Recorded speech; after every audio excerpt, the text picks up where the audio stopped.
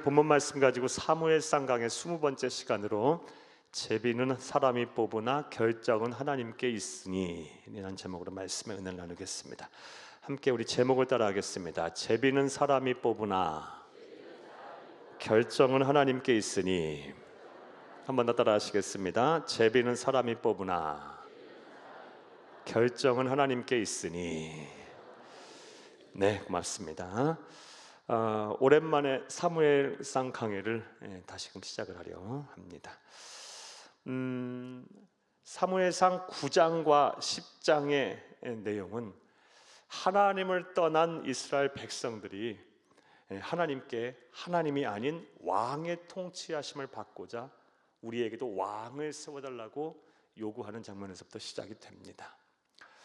그리고 하나님께서는 이스라엘 백성들의 그 요구를 들으시고 왕을 선택하셨는데 누구를 선택하셨습니까? 베냐민 지파의 기스의 아들 사울을 이스라엘의 초대 왕으로 선택을 하셨습니다. 그리고 9장 10장은 그렇게 사울이 이스라엘 백성의 요구에 부합하여 이스라엘의 초대 왕으로 선택을 받고 또 왕이 되는 내용에 대한 기록입니다. 그리고 오늘 본문 말씀은 이제 하나님께서 사울을 공식적이고 합법적으로 왕으로 세우시는 그 내용에 대한 기록입니다. 오늘도 한 절 한 절 읽어가면서 하나님 우리에게 주시는 영적인 교훈과 또 진리를 찾으며 은혜를 나누겠습니다. 그런 시간 되기를 간절히 주의 이름으로 축복합니다. 자, 이제부터 보겠습니다.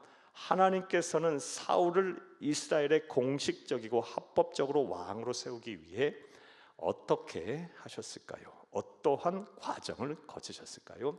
17절부터 우리 21절까지를 우리 함께 읽겠습니다. 17절부터 읽겠습니다. 사무엘이 백성을 미스바로 불러 여호와 앞에 모으고. 아멘. 자, 여기까지 먼저 보겠습니다. 사울을 공식적이고 또 합법적으로 이스라엘의 초대 왕으로 세우기 위해 하나님께서는 사무엘에게 지시를 하셨어요. 어떻게 하라? 백성을 미스바로 불러라. 그래서 여호와 앞에 모아라. 사랑하는 여러분, 미스바로 불러 여호와 앞에 모으라라는 이 말의 의미가 뭘까요? 미스바가 어떤 장소입니까? 사무엘상 7장 말씀을 보게 되면 블레셋이 이스라엘을 쳐들어와서 이스라엘의 국군이 풍전등화의 상황에 있을 때 사무엘이 이스라엘의 모든 백성들을 미스바로 모이게 합니다. 그곳에서 뭘 합니까? 금식하고 회개하면서 하나님 앞에 예배를 드립니다. 그랬더니 하나님께서 기적을 행하셨어요.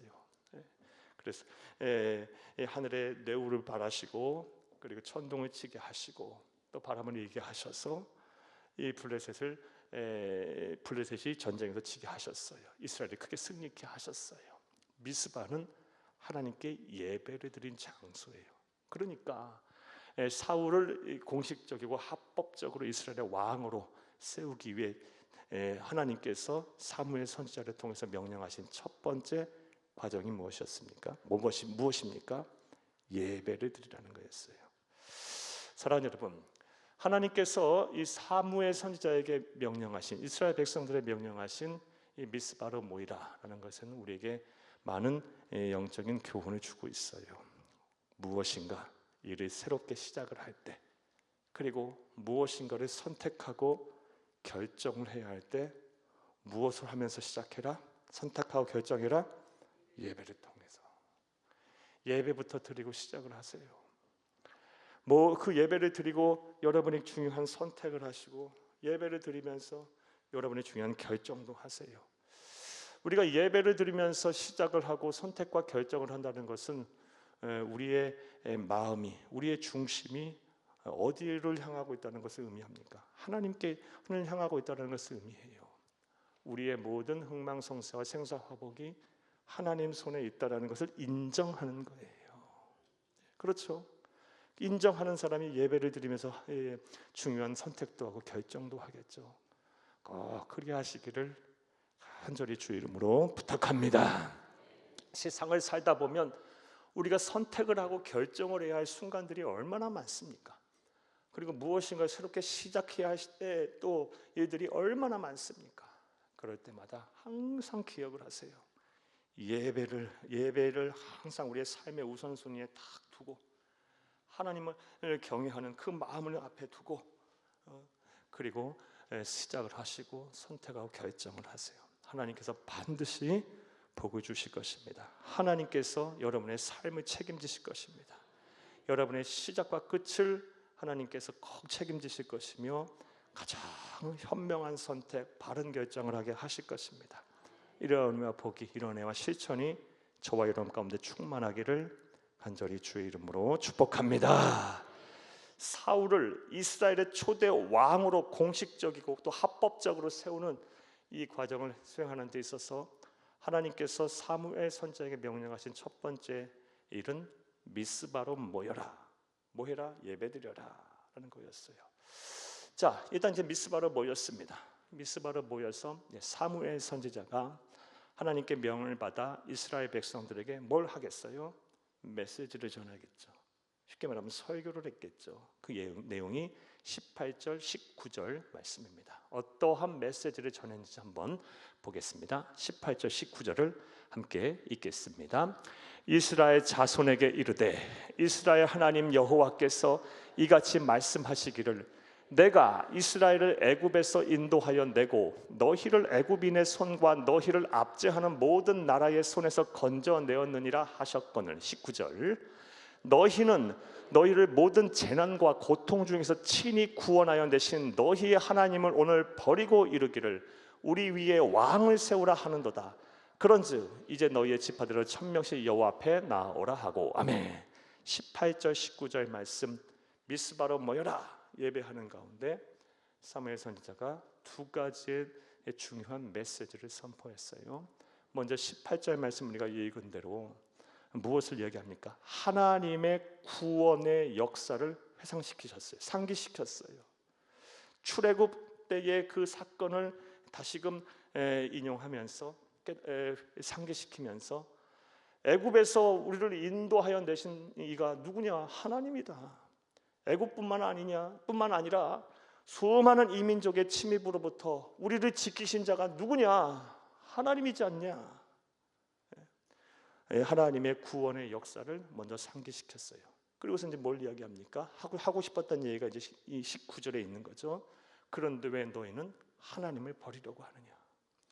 회개를 촉구하고 있어요.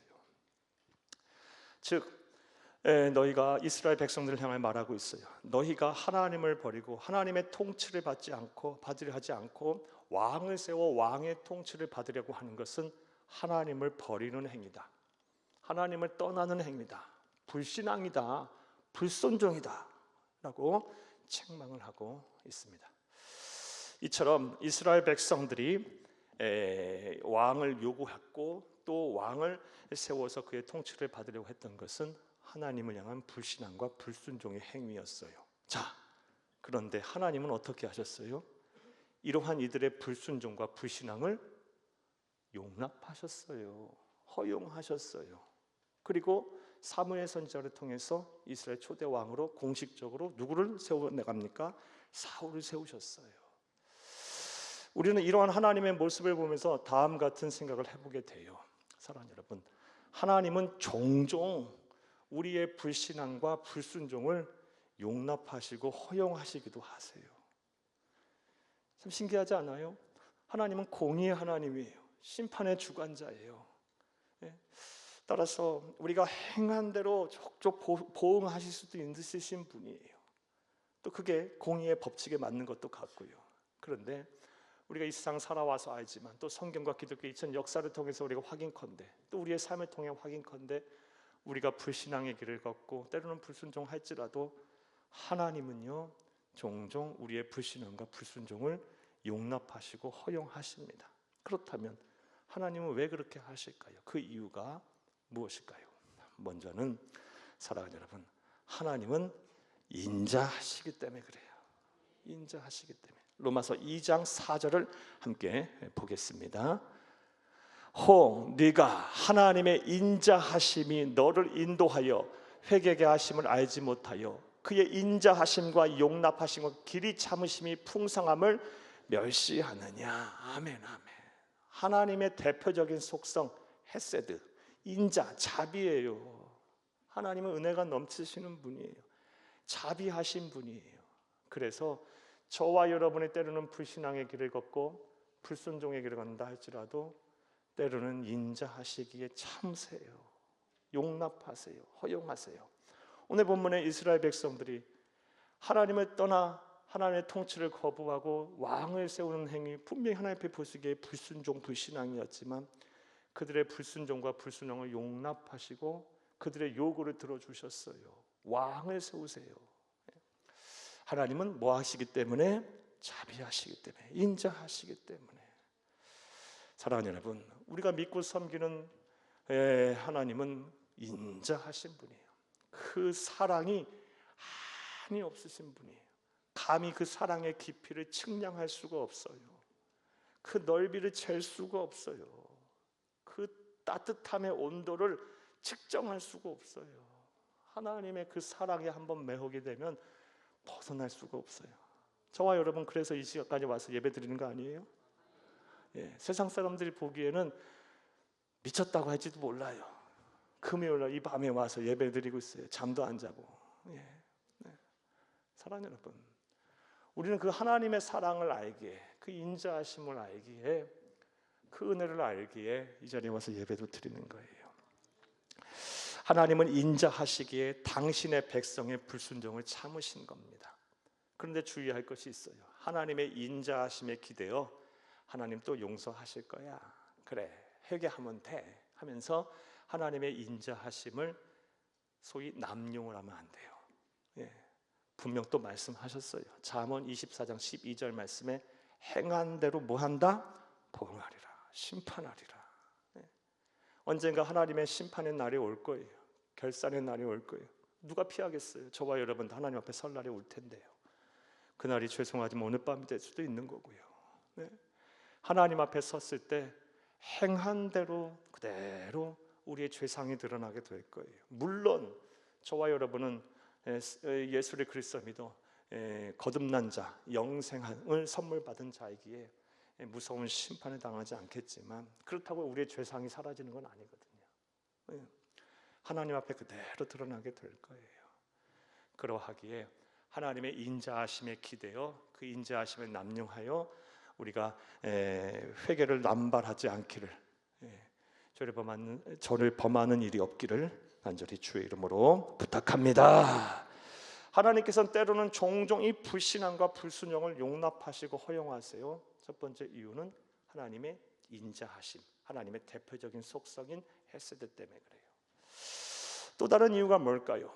또 다른 이유는 하나님은 아무도 멸망하지 않고 회개할 수 있는 기회를 주시려고 길이 참으시는 거예요. 기다리시는 거예요. 제2, 제3의 기회를 계속 주시면서 돌아오기만을 기다리고 계시는 거예요. 이와 관련한 말씀도 보겠습니다. 베드로후서 3장 9절을 함께 보겠습니다. 주의 약속은 어떤 이들은 더디다고 생각하는 것 같이 더딘 것이 아니라 오직 주께서는 너희를 대하여 오래 참으사 아무도 멸망하지 아니하고 다 회개하기에 이르기를 원하시느니라. 아멘. 우리가 불신앙과 불순종, 하나님의 마음을 아프게 하는 죄를 범하게 되면 하나님 바로 심판하실 수도 있고 바로 책망하실 수 있고 바로 어려움에 빠지게 하실 수도 있는데 그러지 않고 참고 기다리시는 이유는 회개할 때를 기다리고 계신다는 말씀이에요. 그 사이에 계속 우리에게 뭔가를 회개할 기회를 주시겠죠. 사람을 통해, 사건을 통해 깨닫게 하시려고 계속 하겠죠. 그리고 그런 하나님의 노력, 하나님의 애쓰심, 하나님의 일하심을 통해 우리는 회개하게 되고, 그래 내가 그래서는 안 됐었구나, 다시 마음을 돌이키게 되는 거예요. 하나님은 길이 참으시는 분이에요. 우리가 회개할 기회를 주시기 위해 참고 참으시는 분이에요. 이스라엘 백성의 역사를 통해서도 잘 알 수가 있습니다. 사랑하는 여러분, 이스라엘이 왕정을 걷고 또 이후에 이 수많은 이민족의 침입을 받아 그 나라가 망했다가 다시 세워졌다가 해란 이런 역사의 수많은 과정을 통해서 하나님은 기다리셨고 또 깨닫게 하셨고 회개하게 하셨고요, 또 돌이키게 하셨어요. 사랑하는 여러분, 어찌 보면 이 모든 것도 하나님의 인자하심, 하나님의 사랑에 기인하다고 볼 수 있어요. 하나님은 정말 사랑이십니다. 하나님은 사랑이세요. 하나님은 인자하신 분이에요. 하나님은 자비가 넘치시는 분이에요. 우리의 수준에 감히 평가할 수 없는 그런 사랑의 깊이와 온도를 갖고 계신 분이에요. 이런 하나님의 인자하심과 사랑을 여러분 받아들이세요. 그리고 믿으세요. 그 사랑을 누리세요. 그 사랑 안에 거하세요. 그리고 낙심하지 마시고 두려워하지도 마시고 용기를 내세요. 그리고 세상을 이기신 여러분 되기를 간절히 주의 이름으로 축복합니다. 무엇보다 이 죄책감, 죄를 지고 불신앙의 불순종의 길을 걸었다 해서 죄책감 속에 신앙이 흔들리지 않게 또한 간절히 주의 이름으로 부탁합니다. 자, 18절, 19절 이 사무엘 선지자의 미스바에서 성회에서의 메시지를 살펴봤어요. 사울을 공식적이고 합법적으로 이스라엘의 왕으로 세우기 위해 첫 번째 하나님께서 사무엘 선지자에게 명령한 것은 미스바에 모여서 예배를 드려라. 그리고 그 예배에서 사무엘 선지자는 두 가지의 메시지를 전했습니다. 먼저는 하나님의 구원의 역사를 회상시켰고 상기시켰고, 그리고 너희가 하나님을 버리고 왕을 세우는 것은 불신앙과 불순종의 죄다 하며 회개를 촉구했어요. 자, 이후에 또 하나님께서 사무엘 선지자를 통해서 사울을 공식적이고 합법적으로 왕으로 세우게 하신 일은 무엇이냐? 제비 뽑기를 통해서 확증을 시켰어요. 오늘 본문 19절, 20절, 21절을 다시 한번 읽겠습니다. 19절부터 읽겠습니다. 19절, 너희는 너희를 모든 재난과 고통 중에서 친히 구원하여 내신 너희 하나님을 오늘 버리고 이르기를 우리 위에 왕을 세우라 하는도다. 그런즉 이제 너희의 지파대로 1000명씩 여호와 앞에 나오라 하고, 사무엘이 이에 이스라엘 모든 지파를 가까이 오게 하였더니 베냐민 지파가 뽑혔고, 21절, 베냐민 지파를 그들의 가족별로 가까이 오게 하였더니 마드리의 가족이 뽑혔고, 그 중에서 기스의 아들 사울이 뽑혔으나 그를 찾아도 찾지 못한지라. 아멘. 사랑하는 여러분, 이 사울을 이스라엘의 초대 왕으로 공식적이고 합법적으로 세우기 하나님이 행하신 일은, 두 번째 일은 제비뽑기였어요. 이스라엘 온 회중을 다 모이라고 했어요. 1000명씩 나오라고 했어요. 그러니까 12지파니까 12000명이 나왔겠죠. 12000명 중에서 제비를 딱 뽑았더니 누가 나왔어요? 베냐민 지파가 뽑혔어요. 베냐민 지파에서 또 제비를 뽑았더니 마드리의 가족이 뽑혔고요. 마드리의 가족이 또 제비를 뽑았더니 기스의 아들 사울이 뽑혔어요. 하나님의 일하심이죠. 사랑하는 여러분, 하나님께서는 이렇게 제비 뽑기를 통해서 확증을 시키셨어요. 사울을 공식적이고 합법적으로 왕으로 세우셨습니다. 자, 저는 지금까지 17절에서 21절까지의 말씀을 통해서 하나님께서 사무엘 선지자를 통해 사울을 초대 왕으로 공식적으로 합법적으로 세우신 과정에 대해서 살펴봤어요. 자, 이제 이런 일을 행하신 하나님의 모습을 보면서 우리가 배워야 할 영적인 교훈을 한번 정리해 볼게요. 먼저 하나님은 한 사람을 세우기 위해 치밀하게 정말 준비하신다. 한 사람을 세우기 위해 치밀하게 준비하시는 하나님을 우리는 볼 수 있어요. 사랑하는 여러분, 하나님께서 이 사울을 이스라엘의 초대 왕으로 세우시기 위해서 얼마나 9장부터 보게 되면 이를 치밀하게 하셨습니까? 사무엘 선지자를 만나게 하시기 위해서 정확한 시간, 정확한 장소에 만나게 하시기 위해서 기스의 집안에서 암나귀들을 잃어버리게 하셨고, 또 그것을 찾아 나서게 하셨고, 찾아 나섰는데 또 찾지 못하는 과정에서 이 사울과 함께했던 종의 말을 듣게 하셨고, 그 종의 말을 듣고 이 선지자 사무엘을 찾아갔더니 사무엘이 때마침 또 그때 그 마을에 제사드리러 왔었고, 제사드리러 가는 길에 또 만났고, 또 이 사무엘 선지자를 통해서 기름 부음을 받았고요. 기름 부음을 받았음에도 불구하고 이 사울이 마음이 막 흔들리니까 하나님께서 세 가지의 체험도 하게 하셨죠. 다 살펴본 말씀입니다. 암나귀를 찾게 하셨고요, 떡덩어리를 먹게 하셨고, 삶의 필요를 공급하셨고요, 그리고 성령이 임하여 새 마음을 주셨어요. 성령 체험을 하게 하셔서 마음속에 확증하게 하셨어요. 그리고 또 때가 이르러서 제비뽑기를 또 미스바 성에 다 모이게 하셔서 수많은 사람들을 모이게 하신 과정에서 어떻게 기스의 아들 사울이 딱 뽑히냐고요. 사랑하는 여러분, 한 명의 사람을, 하나님의 사람을 세우기 위해 하나님은 치밀하게 준비하시는 분이에요. 그런데 그런 하나님의 섭리가 어찌 사울에게만 일어나는 일이겠습니까? 저와 여러분이 다 그렇게 해서 예수 믿은 거예요. 여러분, 그냥 예수 믿는 게 어디 있습니까? 아무나 예수 믿습니까? 믿음이 있어야, 믿고 싶어야 믿는 거고요. 사랑하는 여러분, 누군가 믿음의 조상의 헌신과 기도와 노력이 있어야 되고요, 피와 눈물과 땀이 누군가가 있었었기에 우리가 이 자리에 있는 거고요, 또 내 마음에 정말 이 마음에 이런 신앙이 생기기까지 극적인 사건 사고, 또 때로는 질병, 때로는 삶의 고통, 아픔, 예기치도 않았던 이 어려움들, 그런 과정 속에서 하나님의 섭리 일하심이 치밀하게 계획이 되고 준비되고 또 행해졌기에 저와 여러분이 자리에 지금 앉아서 예배 드리는 거고 구원받은 하나님의 자녀로 사는 거예요. 하나님은요, 한 사람을 구원하기 위해, 한 사람을 세우기 위해 치밀하게 준비하시는 분이에요. 그것이 구원만 해당되나요? 아니요. 저와 여러분의 삶 속에서도 하나님 그렇게 일하셔요. 그렇게 일하실 거예요. 이런 하나님을 믿고 바라보시고요, 두려워하지 마세요. 걱정하지 마세요. 내일 걱정하시고 한날의 괴로움 그날의 족하니까 오늘은 평안하세요. 사랑하는 여러분, 하나님의 은혜 속에 늘 거하세요. 이런 은혜와 믿음이 저와 여러분 가운데 충만하기를 간절히 주의 이름으로 축복합니다.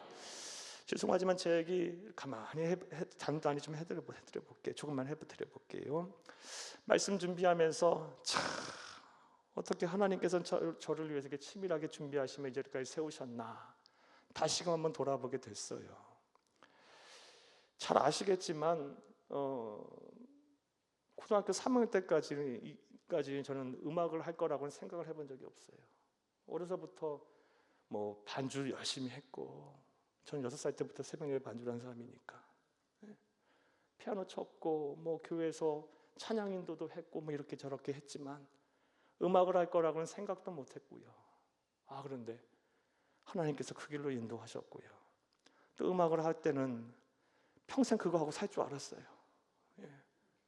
정말 열심히 했고 또 그 안에서 좌절도 많이 했고 정말 이게 해도 안 되는 것 같고 또 잘한다고 또 칭찬도 많이 받았고 그런 평가도 많이 들었고 평생 그거 하고 살 줄 알았는데 하나님께서 또 어떻게 그냥 오도 가도 못하게 그냥 이 목사의 길을 가게 하셨고, 도망가려고 하니까 매로 쳐갖고 그냥 암에도 걸리게 하시고요, 이러지 저러지도 못하게 오직 주의 사랑에 매어 살게 하셨어요.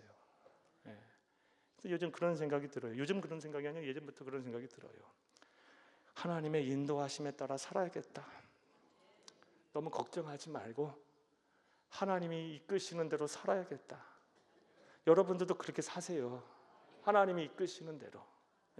하나님이 이끄시는 것이 가장 선한 것이고요, 가장 바르고 온전한 길이에요. 이 해류를 따라 바다 생물들이 이렇게 이동을 하죠.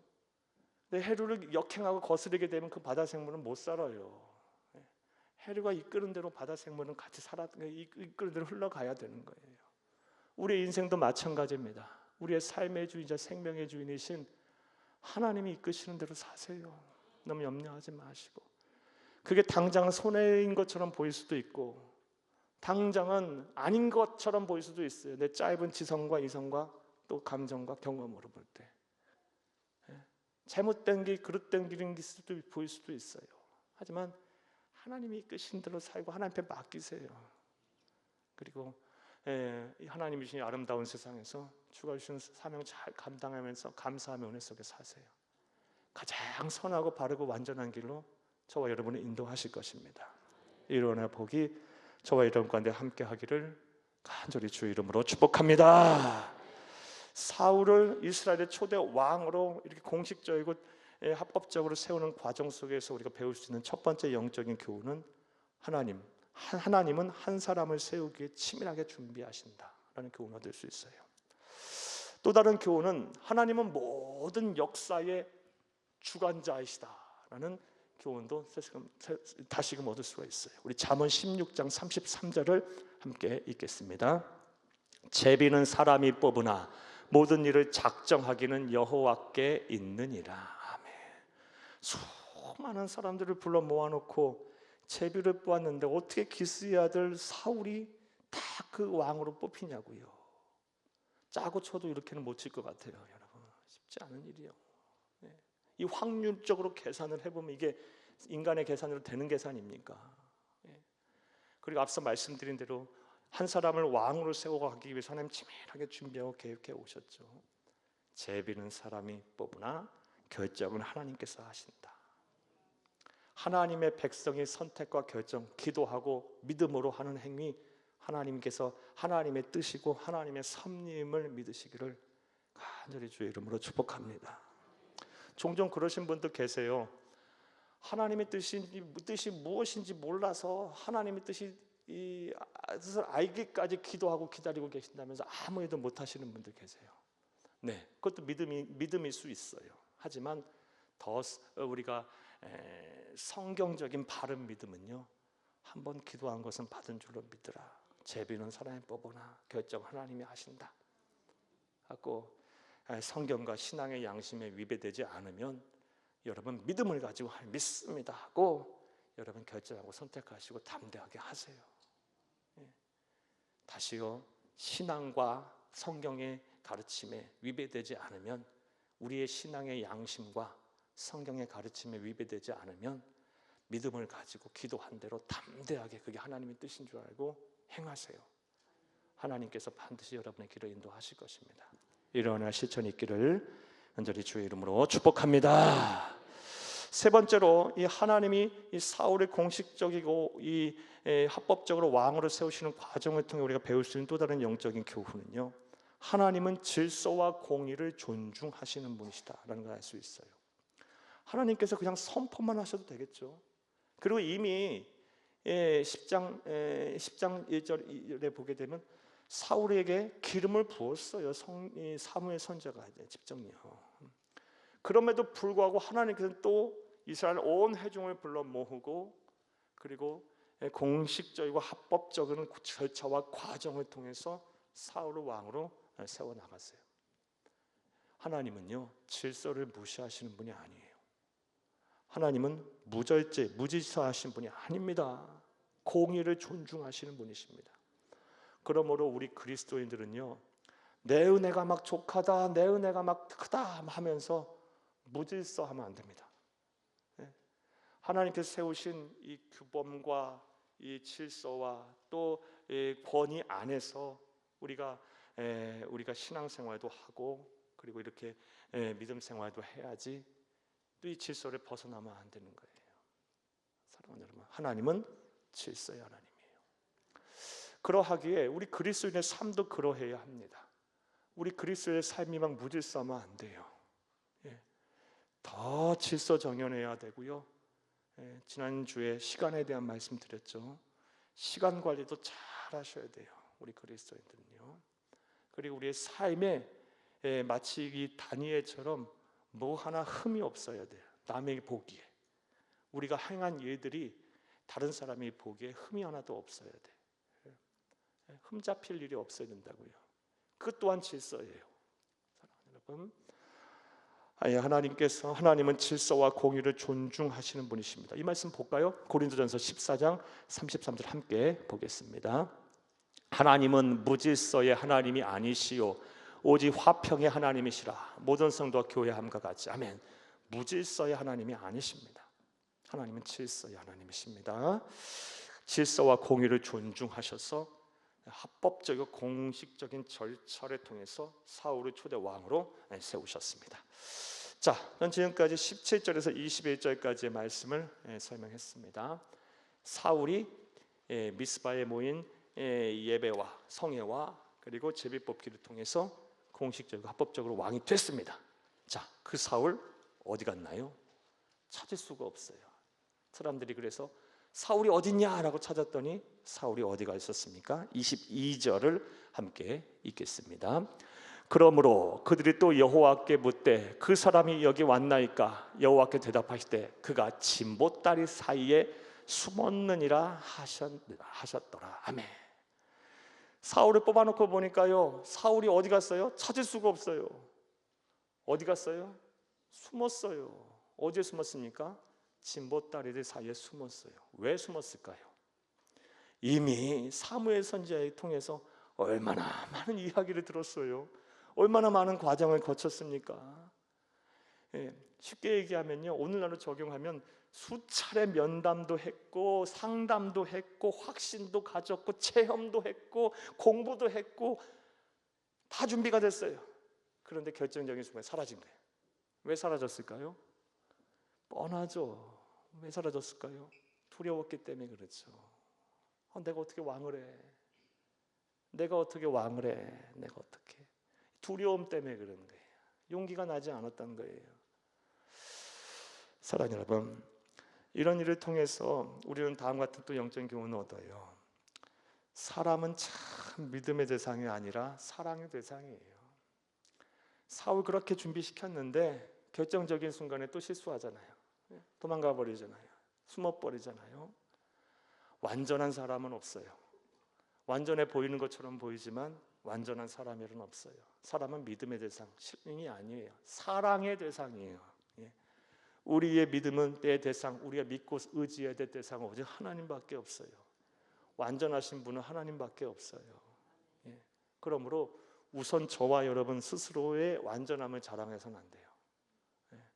우린 다 부족해요. 다 실수할 수 있어요.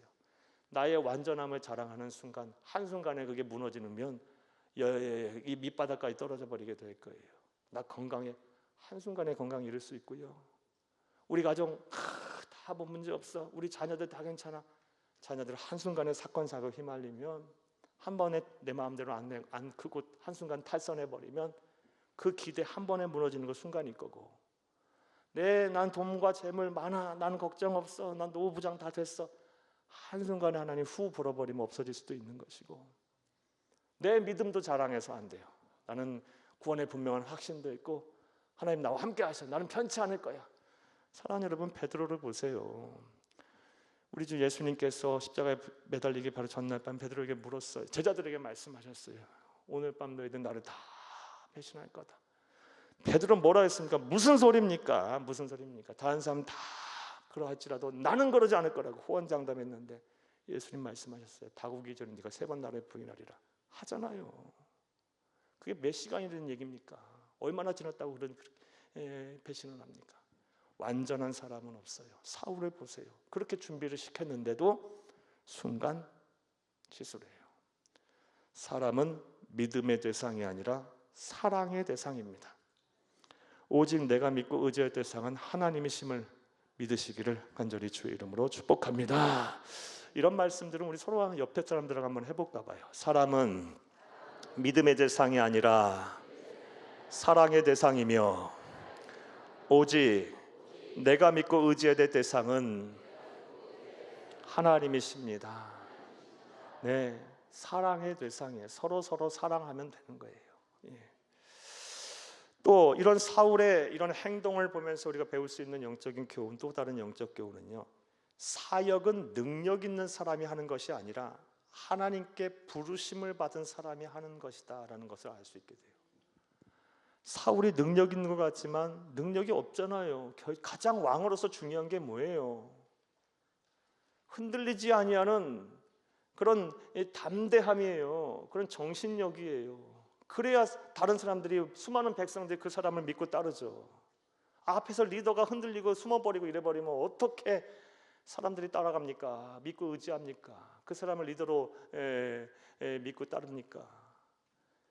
근데 결정적인 순간에 숨어버리잖아요.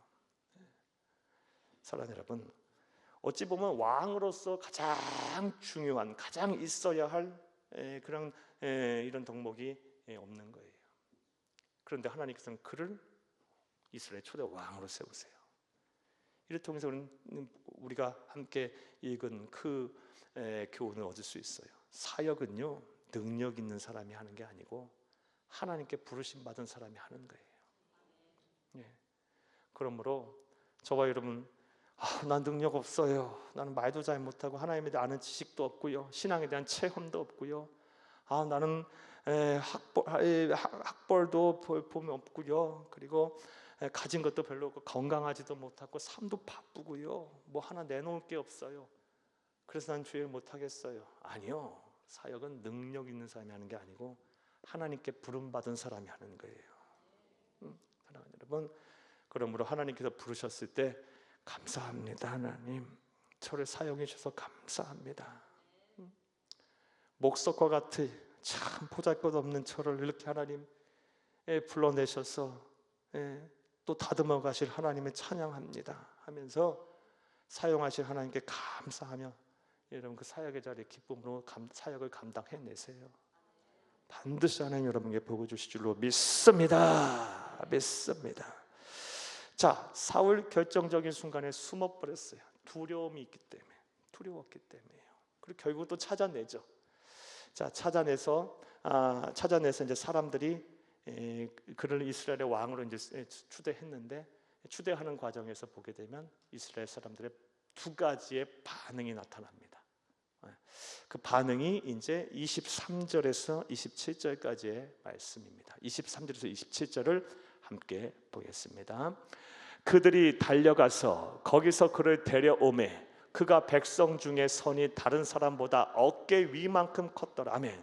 성서 신학자, 성서 고고학자들이 이 고고학 발굴을 통해서 추정컨대요, 당시 성인 남성의 평균 키가 165 정도 됐을 거라 봅니다. 그러면 이 사울이 어깨 위만큼 컸다 하면 한 100, 어깨 위만큼인데요. 네. 머리 하나가 더 있어야 되지 않을까요? 그러면 180대 중후반 아니면 190 정도 됐을 거라 봅니다. 그러니까 머리 하나가 더 올라오니까 사람들 눈에 확 띄겠죠. 그리고 우리가 이미 살펴보았듯이 그의 용모가 뭐였더라? 준수하였더라. 오늘날 보면 아주 꽃미남인 거예요. 당시에 꽃미남이 미남의 조건인지 모르겠는데 하여간 그냥 보기만 해도 그냥 웃음이 확 웃음꽃이 피는 그런 얼굴이었음에 분명해요. 그럼 매료가 돼버려요. 그 얼굴에 보고 어깨 위에 컸던 사람들 보고. 24절 읽겠습니다. 사무엘이 모든 백성에게 이르되 너희는 여호와께서 택하신 자를 보느냐? 모든 백성 중에 짝할 리가 없느니라 하니 모든 백성이 왕의 만세를 외쳐 부르니라. 아멘. 자, 일단 그의 외모와 또 사무엘 선지자의 말을 통해 사울을 지지하고 사울을 칭송하는 사람들이 생겨났습니다. 첫 번째 반응을 보인 사람들이에요. 25절 읽겠습니다. 사무엘이 나라의 제도를 백성에게 말하고 책에 기록하여 여호와 앞에 두고 모든 백성을 각기 집으로 보내매. 자, 25절에 사무엘은요, 나이도 지금 많아요. 그리고 어찌 보면요, 사무엘이 나이가 많고 그의 뒤를 이어 그의 아들들이 부정부패를 일삼은 일로 인해서 어찌 보면 그들은 쫓겨나는 거잖아요. 그들의 잘못됨, 자신들의 잘못으로 인해서 이스라엘 백성들이 불순종, 불신앙의 길을 걷게 되는 거잖아요. 그럼 얼마나 마음이 괴롭고 힘들겠어요. 그럼에도 불구하고 할 일을 다 합니다. 25절 보세요. 나라의 제도를 백성에게 말하고 책에 기록하여 여호와 앞에 두고 모든 백성을 각기 집으로 보내매. 우리가 본받고 따를 때 영적 과정은 뭔가 달라도 달라요. 내 마음 힘들다고 안 해버려. 알아서 하라 그래. 한번 당해봐야 돼. 그러지 않고 누군가 또 일을 잘할 수 있도록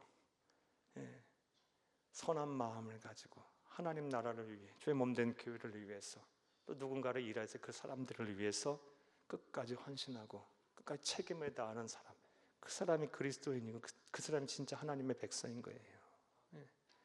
사무엘 선지자가 그런 일들을 행합니다. 26절 보겠습니다. 사울도 기브와 자기 집으로 갈 때에 마음이 하나님께 감동된 유력한 자들과 함께 갔느니라. 사울 편이 생겼네요. 마음이 하나님께 감동된 유력한 자들이 사울과 동행해요. 앞서 사울의 외모를 보고 용모가 준수하고 어깨 위보다 크고 또 사무엘 선지자가 한 말을 통해서 왕 만세 부른 왕을 친송한 사람과 그리고 하나님께 감동이 된 사울 편에 선 유력한 자들, 왕의 편에 선 사람들 한 무리가 이제 세워졌어요. 자, 27절 읽겠습니다. 그 반대 사람들 보겠습니다. 어떤 불량배는 이르되 이 사람이 어떻게 우리를 구원하겠느냐 하고 멸시하며 예물을 바치지 아니하였으나 그는 잠잠하였더라. 아멘. 두 가지의 무리의 사람이 나와요. 사울을 보면서 어떤 불량배는, 이 불량배 조폭을 얘기하는 게 아니고요. 여기서 말하는 불량배는 반대편에 선 사람을 말해요. 사랑하는 여러분, 우리가 생각해도 반대편에 누가 썼을지 충분히 유추해 볼 수 있어요. 합리적인 유추를 해볼 수 있어요. 일단 12지파 중에 베냐민 지파는요, 약소한 지파예요. 가장 이 당시에 강력한 지파는 두 지파예요. 에브라임 지파, 여호수아 출신 에브라임 지파, 그리고 또 하나 유다 지파. 이 둘 중에 나와야 돼요, 왕이요. 항상 선두에 서 있었고 이민족의 침입을 가장 선두에 서서 막아낸 두 지파가 왕이 안 나와, 이 지파에서. 그리고 제일 저 밑에 있는 천시하고 어찌 보면 멸족을 당했던, 그 사사기의 사건 나오죠. 멸족을 당했던 베냐민 지파에서 왕이 나와? 못 받아들이는 거예요. 누가 생각해도 충분히 합리적인 유추해 볼 수 있어요. 유다 지파 혹은 에브라임 지파의 사람들 가운데 다른 마음 먹은 사람도 분명히 있었을 거예요. 마음에 안 들어요. 이게 어찌 우리가 저 사람이 우리를 구원하겠느냐? 베냐민 지파 사람이 어떻게 우리를 구원하겠느냐? 멸시하며 예물을 바치지 않았는데 중요한 것은 사울의 태도입니다. 그는 뭐했다? 잠잠하였더라. 사랑하는 여러분, 하나님께서 결정하신 일에 불신앙, 불순종의 길을 걸어간 사람이 있고 또 반대로 순종의 길을 걸어간 사람이 있고 반대로 불순종의 길을 걸어간 사람이 있어요. 저와 여러분에게도 똑같이 하나님 물어보고 계세요. 하나님이 결정하신 일들, 그 일을 할 때 여러분은 어느 쪽에 서시겠습니까? 불순종의 길에 서시겠습니까? 순종의 길을 걸어가시겠습니까? 그 사람 내가 볼 때 아니야. 그 결정 내가 볼 때 아니야. 그게 아닌 이유가 합리적인 것도 아니라 내 마음이 못 받아들이겠어. 그래서 아닌 경우가 많죠. 도저히 내가 안 되겠어. 그래서 저 사람은 안 돼. 저 일은 안 되겠어. 우리의 결정과 우리가 반대하는 결정과 또 불신앙, 불순종하는 예들은요, 대체로 합리적이거나 뭔가 논리적으로 따져서라기보다 내 감정적으로 못 받아들여서 그런 경우가 많아요. 그렇지 않습니까? 저는 여러분은 다르지 않을 거라 봐요. 하지만 사랑하는 여러분, 하나님이 하시는 일에는 그 감정도 참 내려놓고, 미움의 감정, 시기 질투와 미움의 감정도 내려놓고, 사랑하는 여러분, 불신앙이 아닌 신앙, 불순종이 아닌 순종의 길을 걸어가신 여러분들이 되시기를 간곡히 주의 이름으로 부탁합니다. 자, 앞서 27절 말씀에 불량배들이 이 사울을 인정하지 않고 멸시하고 예물 드리지 않았을 때 사울이 잠잠하였더라. 이거 주목해야 된다고 말씀드렸죠. 어떻게 그가 잠잠할 수 있었을까요? 그도 혈기왕성한 청년인 동시에 왕인데요. 이후 사울의 행적을 보게 되면요, 초기에는 잠잠했을지 모르겠지만 후기에 가면요 잠잠하지 않아요.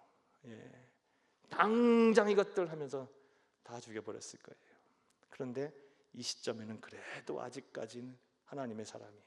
성령의 사람이에요. 어떻게 그 잠잠할 수 있었을까? 그 답을요, 우리가 사무엘상 10장 9절을 통해 알 수 있어요. 여러분 안 써드렸는데요, 10장 9절 한번 제가 읽어드릴게요. 그가 사무엘에게 떠나려고 몸을 돌이킬 때에 하나님이 새 마음을 주셨고 그날 그 징조도 다 응하니라. 아멘. 이거 앞서 사울이 자신이 하나님으로부터 왕으로 세움을 받았다는 것에 확신하지 못하자 하나님께서 사무엘 선지자를 통해서 예언케 하신 말씀이에요. 세 가지의 체험을 하게 될 것이다. 그리고 마지막 체험이 뭡니까? 성령 체험을 하게 될 것이다. 그래서 거듭나게 될 것이고 새 마음을 갖게 될 것이다. 그 일이 되어지죠. 일이 이루어져요. 정리해드리면요, 사울이 그런 상황 속에서도 잠잠할 수 있었던 것은요, 성령 충만했기 때문에 그래요. 다른 말로 예수 충만했기 때문에 그래요. 성령님은 곧 예수님이시니까. 이 시점에 이 사울의 마음은요, 예수의 마음이었기 때문에 참았던 거예요. 용납하고 이해하고 다 받아들일 수 있었던 거예요. 근데 후기로 갈수록 우리가 알다시피 사울은 성령 충만한 거리가 먼 삶을 살아요. 교만해지고요, 불순종의 길을 걸어가고요, 결국 왕위를 잃어버려요. 하나님부터 버림을 받습니다. 성령 충만, 예수 충만이 우리 인생을 사는 데 있어서의 답이라 할 수 있어요. 성령 충만, 예수 충만하게 되면요, 이해하지 못할 일 없습니다. 용서하고 사랑하지 못할 사람 없습니다. 다 할 수 있어요. 여러분 혹시 명절 때 가족들하고 싸우셨어요? 안 싸우셔서 다행이에요. 고마워요. 남편들하고 싸우셨어요? 아내들하고 싸우셨습니까? 부모, 형제 미움의 감정 가지셨습니까?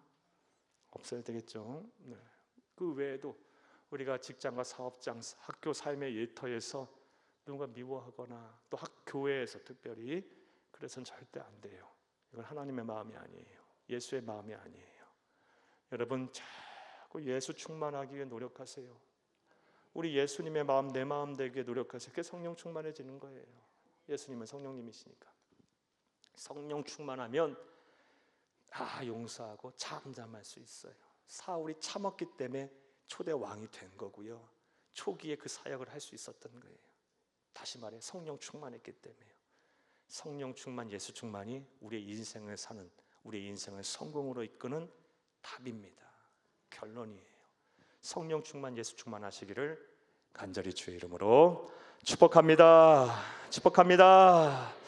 자, 말씀 맺겠습니다. 제비는 사람이 뽑으나 결정은 하나님께 있으니, 하나님께서는 이 사울을 공식적이고 합법적인 왕으로 세우시기 위해서 치밀하게 준비하셨어요. 그 치밀하게 준비하신 하나님, 우리의 인생도 그렇게 설계하셨고 또 앞으로 그 설계한 대로 일하고 계실 거예요. 그 하나님은 바라보고 의지하시기를 바랍니다. 하나님 모든 역사의 주관자시고 질서와 공의를 존중하시는 분이에요. 세상 살다 보면요, 아무리 준비되고 우리가 다 갖춰졌다 한다고 할지라도 한순간에 무너질 수 있는 것이 저와 여러분의 솔직한 모습이에요. 사람은 믿음의 대상이 아니라 사랑의 대상이고요, 오직 내가 믿고 의지할 대상 하나님밖에 없어요. 사역은 능력 있는 자가 하는 게 아니에요. 부르심을 받은 자가 하는 거예요. 사랑하는 여러분, 어떠한 일이 있던 간에 순종의 사람이 되세요. 불순종의 길을 걸어가지 마시고 이를 위해 성령 충만, 예수 충만하시기를 간절히 주의 이름으로 축복합니다.